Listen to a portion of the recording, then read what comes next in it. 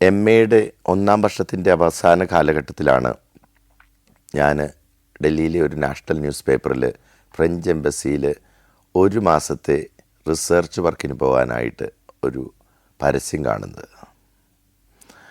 ആ റിസർച്ച് പ്രോജക്റ്റിന് പോകുന്നയാൾക്ക് അതിൻ്റെ ഡീറ്റെയിൽസ് വ്യക്തമായി കൊടുത്തിരുന്നില്ലെങ്കിലും അതിൻ്റെ സ്റ്റൈപ്പൻഡ് അങ്ങോട്ടും ഇങ്ങോട്ടുമുള്ള ടിക്കറ്റും താമസ സൗകര്യത്തിനുള്ള പണവും കൂടാതെ 20,000 ഫ്രഞ്ച് ഫ്രാങ്കും 30,000 ഫ്രഞ്ച് ഫ്രാങ്കുമായിരുന്നു. അപ്പോൾ 30,000 ഫ്രഞ്ച് ഫ്രാങ്കിന് അന്നത്തെ കാലത്ത് ഏകദേശം 2 ലക്ഷത്തിലേറെ വരുമാനമുണ്ട്. അമ്മയ്ക്ക് ചികിത്സയ്ക്കായി ഇലക്ട്രോ ഹോമിയോപ്പതിക് 7 ഇഞ്ചക്ഷൻ 35 ദിവസം കൂടുമ്പോൾ ജർമ്മനിയിൽ നിന്ന് ഡൽഹി പാലം എയർപോർട്ടിൽ എത്തുമ്പോൾ അവിടെ ഞാൻ കൊടുക്കേണ്ടത് ഏകദേശം 30,000 രൂപയായിരുന്നു. അതുമായി എല്ലാ മാസവും റിസർവേഷനൊന്നുമില്ലാതെ കമ്പാർട്ട്മെൻറ്റിൻ്റെ അവസാന ഭാഗത്ത് ടോയ്ലറ്റിനുമിടയിൽ കാണുന്ന കൊച്ചു പ്രദേശത്ത് രാത്രിയിൽ എല്ലാവരും കിടക്കുമ്പോൾ ബെഡ്ഷീറ്റ് വിരിച്ച് കിടന്നാണ് ഞാൻ മിക്കവാറും മാസങ്ങളിൽ ആലുവയിലേക്ക് വണ്ടി കയറിയിരുന്നത്. അമ്മയുടെ ജീവൻ നിലനിർത്തി കിട്ടാൻ വേണ്ടി അവസാനമായിട്ടുണ്ടായിരുന്ന ഒരു സാധ്യതയായിരുന്നു ആ ചികിത്സ. ഫ്രഞ്ച് ഗവൺമെൻറ്റിൻ്റെ ഈ പദ്ധതിയിൽപ്പെട്ട് എങ്ങനെയും സെലക്ട് ആയാൽ കൂടുതൽ സാധ്യതകൾ തെളിയുമല്ലോ എന്നായിരുന്നു എൻ്റെ മനസ്സിൽ. അതിനോടകം സിവിൽ സർവീസ് പ്രിലിം പാസ്സാകുകയും 490-ാമത്തെ റാങ്കിൽ മെയിൻസ് പാസ്സാകുകയും ചെയ്തു. അപ്പോൾ ബി കാറ്റഗറിയിലുള്ള പൊസിഷൻ കസ്റ്റംസിലായിരുന്നു എനിക്ക് ലഭിച്ചത്. അപ്പോഴത്തെ നിയമമനുസരിച്ച് ബി കാറ്റഗറിയിലുള്ള പൊസിഷനിൽ ചേർന്നാൽ പിന്നീട് സിവിൽ സർവീസ് പരീക്ഷകൾ അറ്റൻഡ് ചെയ്യാനാവില്ല. അതുമാത്രമല്ല, എനിക്ക് താല്പര്യമുള്ള ഒരു ഫീൽഡായിരുന്നില്ല എനിക്ക് ലഭിച്ചിരുന്ന ആ അപ്പോയിൻമെൻറ്റ്. അപ്പോഴത്തെ ഒരു റെഗുലേഷൻ അനുസരിച്ച് 1 വർഷത്തേക്ക് ജോയിനിങ് പീരീഡ് പോസ്റ്റ്പോൺ ചെയ്യാനും വീണ്ടും സിവിൽ സർവീസിന് അപ്പിയർ ചെയ്യാനുമുള്ള സാധ്യത ഉണ്ടായിരുന്നു. ആ കാലത്ത് ഫ്രഞ്ച് എംബസിയുടെ സിസ്റ്റം അനുസരിച്ച് അത്തരം ഒരു ആപ്ലിക്കേഷൻ ക്ഷണിക്കുമ്പോൾ അതിൽ ക്ഷണിക്കുന്ന എല്ലാവരെയും ഇൻ്റർവ്യൂവിന് വിളിക്കുന്ന രീതിയുണ്ടെന്ന് എനിക്കറിയില്ലായിരുന്നു. ചാണക്യപുരിയിലെ അവരുടെ സയൻറ്റിഫിക് ആൻഡ് കൾച്ചറൽ കോർപ്പറേഷൻ സെൻറ്ററിൽ ഞാൻ 1-ാം നിലയിൽ ഇൻ്റർവ്യൂവിന് കാത്തിരിക്കുമ്പോൾ സീനിയറായിട്ടുള്ള പല പ്രൊഫസേഴ്സും റിസർച്ചേഴ്സുമൊക്കെ ആയിരുന്നു അവരുടെ ഊഴവും കാത്തിരുന്നത്. ഉച്ചവരെയും ഞാൻ കാത്തിരുന്നപ്പോഴേക്കും ഞാനൊഴികെ എല്ലാവരെയും ഇൻ്റർവ്യൂ ചെയ്തിട്ട് ഒരു ഇന്ത്യക്കാരനും ഒരു ഫ്രഞ്ചുകാരനും അവരുടെ അധ്യക്ഷയായുള്ള സയൻറ്റിഫിക് അത്താഷയും കൂടി ഉച്ചഭക്ഷണത്തിന് പോകുന്ന സമയത്ത് ഇന്ത്യക്കാരൻ എന്നോട് പറഞ്ഞു, "I don't think you stand any chance. It's better you don't wait for it." ഇൻ്റർവ്യൂവിന് ഞങ്ങൾ എല്ലാവരെയും വിളിക്കുക എന്നുള്ളത് ഞങ്ങളുടെ ഇവിടുത്തെ ഒരു പോളിസി എന്ന് മാത്രമേ ഉള്ളൂ. അതുകൊണ്ട് തന്നെ താങ്കൾക്ക് ഒരു സാധ്യതയും കാണുന്നില്ല എന്ന് പറഞ്ഞ് അവരെല്ലാവരും കൂടി കഴിക്കാൻ പോയിട്ട് തിരിച്ചു വരുന്ന 1.5 മണിക്കൂറോളം ഞാൻ ആ ഇരുണ്ട കോറിഡോറിൽ അവരെയും കാത്തിരുന്നു, എൻ്റെ ഊഴം ഇൻ്റർവ്യൂവിനെയും. കുറേ കഴിഞ്ഞ് അവർ വന്നപ്പോൾ എന്നെ വിളിച്ചു. ആ ഇൻ്റർവ്യൂ ആയിരുന്നു എൻ്റെ ജീവിതത്തിലെ ഏറ്റവും വലിയ ടേണിംഗ് പോയിൻ്റ് എന്ന് പറയുന്നത്. അന്ന് കൂടുതൽ ചോദ്യങ്ങളിലേക്ക് കടക്കുന്നതിന് മുമ്പ് ഇന്ത്യക്കാരനായ ആൾ എന്നോട് ചോദിച്ചു, "നിങ്ങൾക്ക് ഒരു എക്സ്പീരിയൻസും ഇല്ല. You don't have any experience. You haven't even taken a flight in your life. How come we confided such a responsibility of research on you? നിങ്ങൾക്ക് ഒരു എക്സ്പീരിയൻസും ഇല്ല. അത് മാത്രമല്ല, നിങ്ങളൊരു ഫ്ലൈറ്റിൽ പോലും ജീവിതത്തിൽ കയറിയിട്ടില്ല. അപ്പോൾ ഇത്രയും വലിയൊരു പ്രോജക്റ്റ് എങ്ങനെയാണ് ഞങ്ങൾ നിങ്ങളെപ്പോലെ ഒരാളെ ഏൽപ്പിക്കുന്നത്?" ശരിയായ ചോദ്യമാണ്. അപ്പം തന്നെ എനിക്ക് മനസ്സിലായി എനിക്കൊന്നും കിട്ടാൻ പോകുന്നില്ല. ഒന്നും നഷ്ടപ്പെടാനില്ല എന്ന് തോന്നുന്ന ഒരു സമയത്ത് നമ്മൾ രണ്ടും കൽപ്പിച്ച് പ്രതികരിക്കുന്ന ഒരു രീതിയുണ്ട്. അതാണ് അപ്പോഴെനിക്കുണ്ടായത്. എന്താണ് മറുപടി പറയണം എന്നുള്ള അറിവില്ലായ്മ ഏതാനും നിമിഷം ഇങ്ങനെ നിന്നു. അപ്പോൾ മാരി ഫ്രോൺസ് ഗോണോർ എന്ന് പറയുന്ന ആ സയൻറ്റിഫിക് അത്താഷെ എൻ്റെ നേരെ ഒന്ന് നോക്കി. മറുപടിയില്ലേ എന്ന അർത്ഥം ആ കണ്ണുകളിലുണ്ടായിരുന്നു. അവരിൽ പുച്ഛമൊന്നും ഉണ്ടായിരുന്നില്ല. അപ്പോൾ ഞാൻ പറഞ്ഞു, "If nobody gives me any opportunity, I will never have any experience." ആരും എനിക്കൊരവസരവും തരുന്നില്ലെങ്കിൽ എനിക്കൊരിക്കലും എക്സ്പീരിയൻസ് ഉണ്ടാവില്ല. അപ്പോൾ ടിക്കറ്റിൻ്റെ പൈസയും താമസിക്കാനുള്ള പൈസയും ഒക്കെ തന്നിട്ട് നിങ്ങൾ എന്നെ ഒന്ന് അങ്ങോട്ട് വിട്ടു നോക്കൂ. എന്നിട്ട് അവിടെ ചെന്നിട്ട് 1 മാസം കഴിയുമ്പോൾ ഞാൻ നിങ്ങൾക്കിവിടെ എത്തിക്കുന്ന എൻ്റെ റിപ്പോർട്ട് സംതൃപ്തികരമല്ലെങ്കിൽ എക്സ്പീരിയൻസ് ഉള്ള ഒരാളെ വിട്ട് നിങ്ങൾക്ക് ഈ ജോലി വീണ്ടും ചെയ്യിച്ചുകൂടെ? ആ ചോദ്യത്തിന് ഒട്ടും മടിക്കാതെ ആ സ്ത്രീ തന്നൊരു മറുപടിയുണ്ട്, ഡീൽ. എനിക്കിപ്പോഴും ഏറ്റവും ഇഷ്ടമുള്ള വാക്കാണ് ഡീൽ. അപ്പോൾ ആ ഡീലാണ് എനിക്ക് അങ്ങോട്ടുള്ള യാത്രയ്ക്ക് വഴി തുറന്നത്. സെലക്ഷൻ ലഭിച്ചതിന് ശേഷം എൻ്റെ പാസ്പോർട്ട് അവരെ ഏൽപ്പിച്ച് ഞാൻ പിറ്റേന്ന് കേരളത്തിലേക്ക് വണ്ടി കയറി. അമ്മയോട് വിവരങ്ങളൊക്കെ പറഞ്ഞ് 2 ദിവസം കൂടെ നിന്നിട്ടാണ് ഞാൻ മടങ്ങിപ്പോന്നത്. ഞാൻ പോരുമ്പോൾ അമ്മ പറഞ്ഞു, ആ വാക്കുകൾ ഇന്നും ഞാൻ പാലിക്കുന്ന ഒരു ഉപദേശമാണ്. മാനെ, ഈ ഫ്രാൻസിലൊക്കെ ചെന്ന് കഴിയുമ്പം അവിടെ ഇന്ത്യക്കാരെ കാണാനും കഞ്ഞിയും കറിയും വെച്ച് കഴിക്കാനും ഒന്നും എൻ്റെ മകൻ നടക്കണ്ട. അവിടെ ഉള്ളേക്കാൾ കൂടുതൽ ഇന്ത്യക്കാർ ഇവിടെ തന്നെയാണ് ഉള്ളത്. അപ്പോൾ പിന്നെ ഇവിടെ തന്നെ നിന്നാൽ പോരെ, അങ്ങോട്ടാ പോണേൽ അവിടെയുള്ള ആളുകളുടെ കൂട്ടത്തിലാണ് എൻ്റെ മകൻ ജീവിക്കേണ്ടത്. അത് ഞാൻ ഡൽഹിക്ക് പോകുമ്പോഴും അമ്മ പണ്ട് എന്നോട് പറഞ്ഞിരുന്നു 97. കാരണം ഡൽഹിക്ക് പോകുമ്പോൾ മലയാളിയുടെ കൂട്ടത്തിൽ കൂടാനാണ് കൂടുതൽ മലയാളികൾ കേരളത്തിലാണുള്ളതെന്ന്. അത് ഞാൻ ഡൽഹിയിൽ ചെന്നപ്പോഴും പാലിച്ചിരുന്നു. ഞാൻ മലയാളികളുടെ കൂടെ ആയിരുന്നില്ല താമസിച്ച്. എൻ്റെ റൂംമേറ്റ് പോലും ഒരു നാഗാലാൻഡുകാരനായിരുന്നു. പിന്നീട് ഡൽഹിയിൽ നിന്നുള്ള യാത്ര, ഞാൻ തിരിച്ചു വന്നപ്പോഴേക്കും കോൺസുലേറ്റിൽ നിന്ന് അവർ എൻ്റെ വിസയും 1 മാസത്തെ വിസയും അടിച്ച എൻ്റെ പാസ്പോർട്ടും $200 സ്റ്റൈപ്പൻ്റായി എനിക്ക് ക്യാഷ് രൂപത്തിൽ തരുന്നത് എൻ്റെ പാസ്പോർട്ടിൻ്റെ സെക്കൻഡ് ലാസ്റ്റ് പേജിൽ അടിച്ച് സീൽ ചെയ്ത ഒരു നോട്ടീസും കൂടെ പകർത്തിയാണ് എനിക്ക് പാസ്പോർട്ട് കൈമാറിയത്. അക്കാലത്തൊക്കെ അങ്ങനെയായിരുന്നു. പിന്നീട് ഞാൻ ആദ്യമായി പാരീസിലേക്ക് പോകുമ്പോൾ അവിടുത്തെ വാക്കുകൾ കുറേയെങ്കിലും പഠിക്കാനായിട്ട് ഞാനൊരു ഫ്രഞ്ച് ഇംഗ്ലീഷ് പുസ്തകം വാങ്ങിച്ചിരുന്നു, പഠനസഹായി. അതിൽ നിന്ന് ഗുഡ് മോർണിംഗും ഗുഡ് ആഫ്റ്റർനൂണും ഒക്കെ പഠിച്ച് എനിക്കറിയാവുന്ന ഉച്ചാരണമൊക്കെ ഉപയോഗിച്ച് പാരീസ് എയർപോർട്ടിൽ ചെന്ന് ഉപയോഗിച്ചെങ്കിലും എൻ്റെ ഗുഡ് മോർണിംഗിൻ്റെ ബോൺജൂർ എന്ന വാക്കിൻ്റെ ഉച്ചാരണം കേട്ട് അവിടെ ഇൻഫർമേഷൻ കൗണ്ടറിലിരുന്ന ഫ്രഞ്ചുകാരി, നിങ്ങൾക്ക് ഇംഗ്ലീഷും ഇവിടെ സംസാരിക്കാം എന്ന് പറഞ്ഞപ്പോൾ അവരുടെ ഭാഷയെ ഞാൻ ക്രൂരമായി വേദനിപ്പിക്കുന്നു, അപമാനിക്കുന്നു എന്ന് അവർക്ക് തോന്നിയത് കൊണ്ടാവണം. പാരീസ് സിറ്റിയിലായിരുന്നില്ല ഞാൻ താമസിക്കുന്നത്. എൻ്റെ റിസർച്ച് തെക്കൻ ഫ്രാൻസിലെ എർബസ് നഗരമായ തുളൂസിലായിരുന്നു. പാരീസിൽ ചാൾസ് ദ ഗോൾ എയർപോർട്ടിൽ ഇറങ്ങിയതിന് ശേഷം അവിടെ നിന്ന് ഒരു കണക്റ്റിംഗ് ബസ് എടുത്ത് ഓർലി എന്ന് പറയുന്ന സദേൺ പാരീസിലെ എയർപോർട്ടിൽ പോയി ഫ്ലൈറ്റ് മാറിക്കേറി ലൂർദിലേക്കുള്ള ഫ്ലൈറ്റിലാണ് ഞാൻ അങ്ങോട്ട് പോയത്.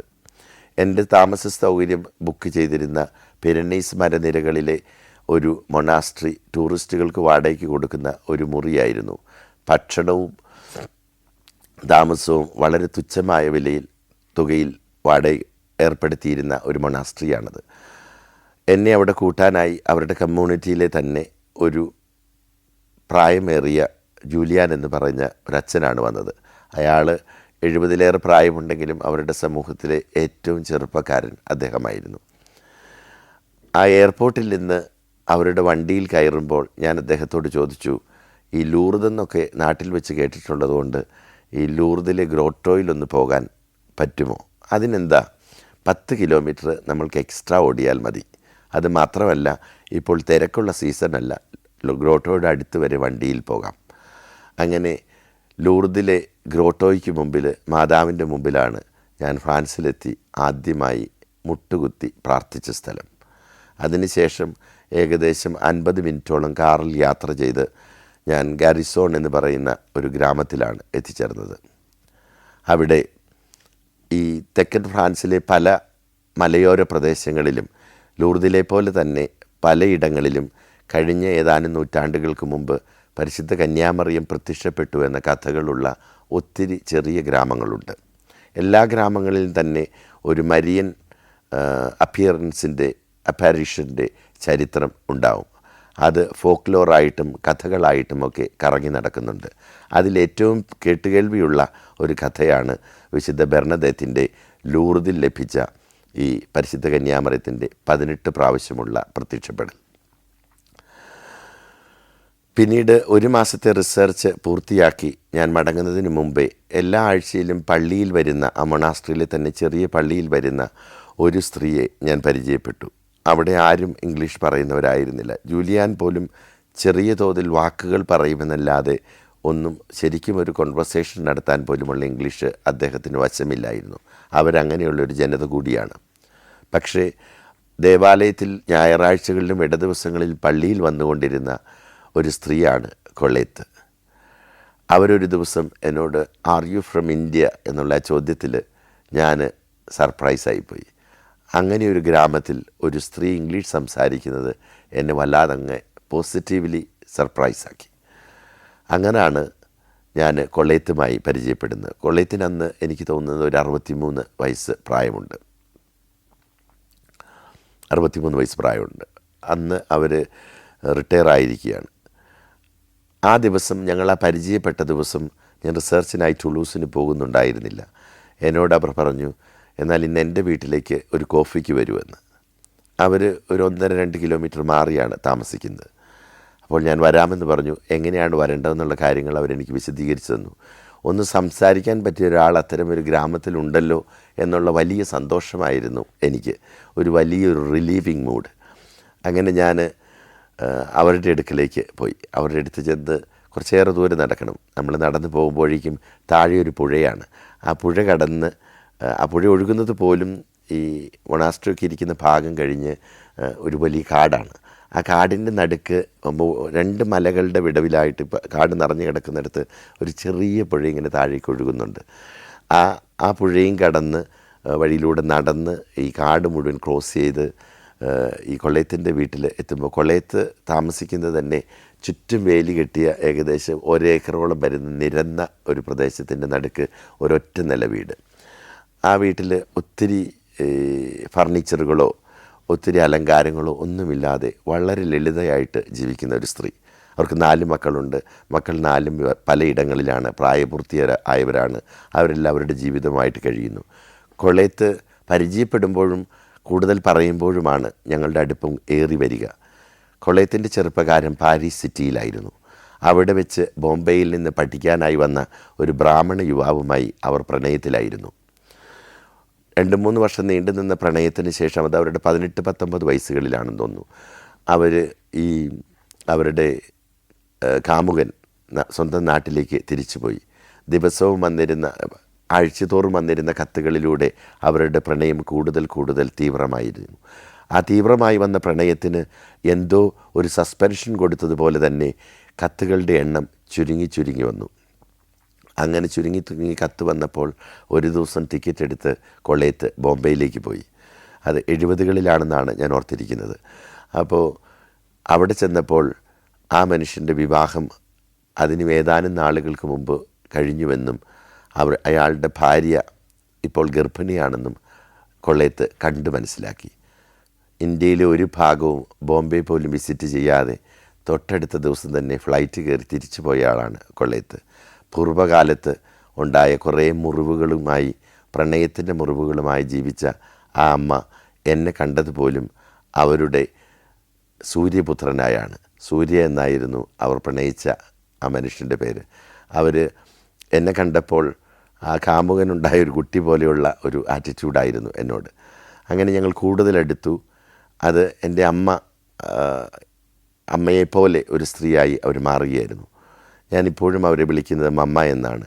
അമ്മയുടെ മരണത്തിന് ശേഷം എനിക്കൊരു താങ്ങായി, എൻ്റെ വൈകാരിക തലങ്ങളിൽ പോലും എന്നെ സഹായിക്കുവാനും, അവിടെ പിന്നീട് ഞാൻ സ്ഥിരതാമസമാക്കിയപ്പോൾ പടവെട്ടി കയറാനായിട്ടുള്ള എല്ലാ വഴികളിലും ഒരു കൈത്താങ്ങാൻ നിന്ന കൊളേത്ത് എൻ്റെ അമ്മ തന്നെയാണ്. Germany, Poland, Bosnia and Herzegovina, Kyrgyzstan. സഞ്ചാരം വോള്യം നമ്പർ 19. ഫുൾ HD-യിലുള്ള ഈ അപൂർവ ദൃശ്യയാത്രാ വിവരണ ശേഖരം സ്വന്തമാക്കാൻ സഞ്ചാരം എന്ന് SMS ചെയ്യൂ. ഫോൺ 99954422. ആ 1 മാസ കാലയളവിൽ ഞങ്ങൾ തമ്മിലുള്ള പരിചയം ബന്ധത്തിലോ അല്ലെങ്കിൽ ഇന്ത്യക്കാരനായതിലോ മാത്രം ഒതുങ്ങി നിന്നില്ല. ഫ്രഞ്ച് പഠിക്കാനുള്ള എൻ്റെ ആഗ്രഹത്തിന് എന്നെ സഹായിച്ച ആളാണ് കൊളേത്ത്. കൊളേത്ത് എല്ലാ ദിവസവും 1 മണിക്കൂറെങ്കിലും എന്നെ ഫ്രഞ്ച് ഭാഷ പഠിപ്പിച്ചു. അവർ പഠിക്കുന്ന പാഠങ്ങൾ എനിക്ക് പ്രാക്ടീസ് ചെയ്യാനുള്ള അവസരങ്ങൾ തന്നു. അങ്ങനെ ഫ്രഞ്ച് ഭാഷയുടെ ആദ്യ പാഠങ്ങൾ ഞാൻ പഠിക്കുന്നത് കൊളേത്തിൽ നിന്നാണ്. അങ്ങനെ foreign immigrants, labour force, acculturation, വിദേശത്ത് നിന്ന് ജോലിക്ക് വരുന്ന ആളുകളുടെ കൾച്ചറലായിട്ടുള്ള അഡാപ്റ്റേഷനെ കുറിച്ചുള്ളതായിരുന്നു എൻ്റെ ഒരു മാസത്തെ ആ റിസർച്ച് വർക്ക്. അത് കഴിഞ്ഞ് ഞാൻ ഒരു മാസം കഴിഞ്ഞ് മടങ്ങിപ്പോകുമ്പോൾ കൊളയത്താണ് എന്നെ എയർപോർട്ടിൽ കൊണ്ടുപോയാക്കിയത്. അപ്പോൾ എന്നോട് പറയുമായിരുന്നു, ഇനി എന്തെങ്കിലും വരണമെന്ന് ആഗ്രഹം തോന്നിയാൽ വരാൻ മടിക്കരുത്, ഇവിടെ അകലെ ഒരമ്മ നിനക്കായി കാത്തിരിക്കുന്നുണ്ട് എന്ന്. ആ വാക്കുകൾ എനിക്ക് തന്ന ഉറപ്പും ഒരു സെർട്ടനിറ്റിയും അത് ഒരു കാലത്തും നമ്മളെ വിട്ടുപോകില്ല. കാരണം യഥാർത്ഥത്തിൽ നമ്മളെല്ലാം തേടിപ്പോകുന്ന ഉറപ്പിൻ്റെയും പ്രത്യാശയുടെയും ഒക്കെ വഴികളിൽ എല്ലാ പ്രതികൂല സാഹചര്യങ്ങൾ വരുമ്പോഴും കണ്ണു തുറന്നൊന്ന് നോക്കിയാൽ നമുക്കരികിലായി ഒരു മാലാഖ, ആരെങ്കിലുമൊക്കെ മാലാഖയായി വരുന്നുണ്ടാവും. അങ്ങനെ എൻ്റെ വഴികളിൽ പല മാലാഖമാരുണ്ടായി. അങ്ങനെ ഒരാളാണ് കൊളയത്ത്. തിരികെ വന്ന് റിപ്പോർട്ട് സമർപ്പിച്ച് 2,10,000 രൂപയുടെ cheque State Bank of Travancore ആർക്കേപുരത്ത് നിക്ഷേപിച്ച് ക്യാഷ്യറിൻ്റെ തുറിച്ച നോട്ടവും ഭയവുമൊക്കെ കണ്ട് സന്തോഷിച്ച് ചിരിച്ച് ഞാൻ എൻ്റെ താമസ സ്ഥലത്തേക്ക് പോയിരുന്നു. ഇതൊക്കെ കഴിഞ്ഞ് MA പൂർത്തിയായി. അപ്പോൾ ആ കാലഘട്ടത്തിൽ എന്നെ ഏറ്റവും സ്വാധീനിച്ച ആൾ പ്രൊഫസർ ഇക്ബാലാണ്. അദ്ദേഹം ഒരു പൊളിറ്റിക്സും ഇല്ലാതെ തികഞ്ഞ മാനവീയതയിൽ ജീവിക്കുന്ന ഒരു മനുഷ്യനായിരുന്നു. എല്ലാ മതങ്ങളോടുമുള്ള തുറവി, നല്ല ചിന്തകൾ, തുറന്ന ആർഗ്യുമെൻറ്റ്സ്, നമുക്ക് ഡിസഗ്രി ചെയ്യാനുള്ള സ്വാതന്ത്ര്യം അനുബന്ധിച്ചുള്ള എല്ലാ ബന്ധങ്ങളും എപ്പോഴും നല്ലതാണ്. വ്യത്യസ്തമായ അഭിപ്രായങ്ങൾ ഉള്ളതുകൊണ്ട് സൗഹൃദം പോലും വിട്ടുകളയുന്ന മനുഷ്യരുടെ ഒരു കാലത്ത് നമുക്ക് വ്യത്യസ്തമായ അഭിപ്രായങ്ങൾ ഉണ്ടാകുക എന്നുള്ളത് തന്നെയാണ് നമ്മളുടെ സൗഹൃദത്തിൻ്റെ സമ്പന്നത എന്ന് ചിന്തിക്കുന്ന ഒരു മനുഷ്യനായിരുന്നു പ്രൊഫസർ ഇക്ബാൽ.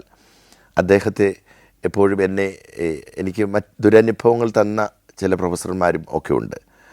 അപ്പോൾ ഒരു റിസർച്ച് വർക്ക് അദ്ദേഹത്തിൻ്റെ കീഴിൽ ചെയ്യാനായിട്ടും സ്പെഷ്യലൈസേഷൻ അദ്ദേഹത്തിൻ്റെ ഇഷ്ടത്തിന് ചെയ്യാതിരുന്നുകൊണ്ടും ഒരു ഹുസൈൻ സാർ എൻ്റെ മാർക്ക് വരെ കുറച്ചിട്ട അനുഭവം എനിക്കുണ്ടായിട്ടുണ്ട്. അപ്പോഴും മനസ്സടിഞ്ഞു പോയ എന്നോട്, നിൻ്റെ സ്വപ്നങ്ങൾക്ക് ലിമിറ്റ് കൽപ്പിക്കേണ്ടത് നീയാണെന്നും നിൻ്റെ സ്വപ്നങ്ങൾക്ക് ആകാശത്തിനും അപ്പുറമുള്ള പരിമിതിയായിരിക്കണം നീ നിശ്ചയിക്കേണ്ടതെന്നും ഇയാളെപ്പോലൊരാളായിരിക്കരുത് നിൻ്റെ സ്വപ്നങ്ങൾക്കും നിൻ്റെ യാത്രകൾക്കും മുന്നിൽ ഉണ്ടാവേണ്ടതെന്നും പറഞ്ഞ് എന്നെ പ്രത്യേകം പ്രോത്സാഹിപ്പിച്ച ആളാണ് ഇക്ബാൽ സാർ.